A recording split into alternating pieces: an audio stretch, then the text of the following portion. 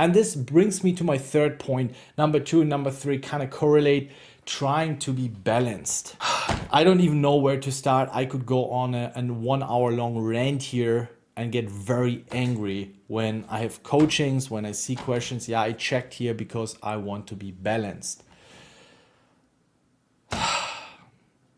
Just thinking about this in my head gives me the goosebumps, gives me the shits. If you want to play balanced, again, it means you're playing against an optimal opponent, where of course, if you, let's say, play heads up against a high stakes heads up crusher, I need to take that into consideration. Being balanced means that you want to protect your range in a certain way that you will also have good hands that will also allow you to have good hands in your checking range. So let's see, you're on the river and you want to check a hand, because if you bet every single time, you end up having a very weak checking range, right? You can get exploited. However, the problem is, and in case you have access to the database analysis in the Tour Masterclass, you will see exactly that, where I've done the research with millions of hands showing you, listen, in this note, people are not bluffing enough. So you just overfold. And if you have the chance to bet, you bet. You don't check your strong hands, because checking strong hands makes sense when our opponents bluff a lot, so we get extra money from their bluffs and value bets.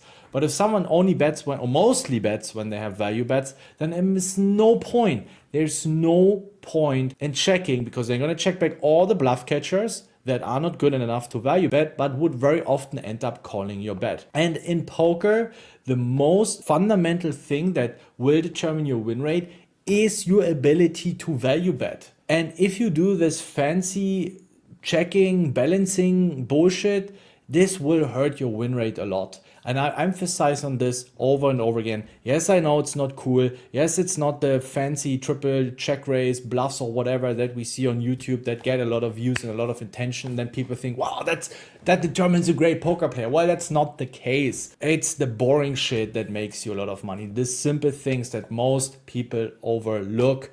And this is one of the things, is value betting, which I would consider at least top 3. If not, I always recommend learn, improve your ability to make good value bets, thin value bets, and get the maximum out of your value hands.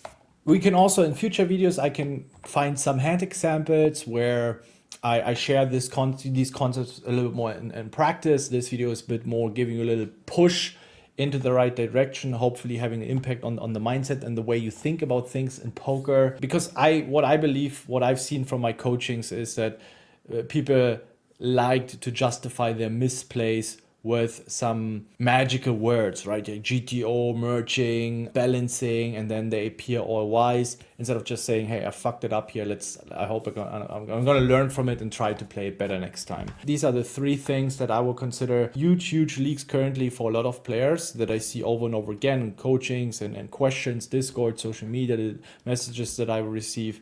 So don't have this in your game. Don't do this, and you're going to be improving your win rate a lot. All right.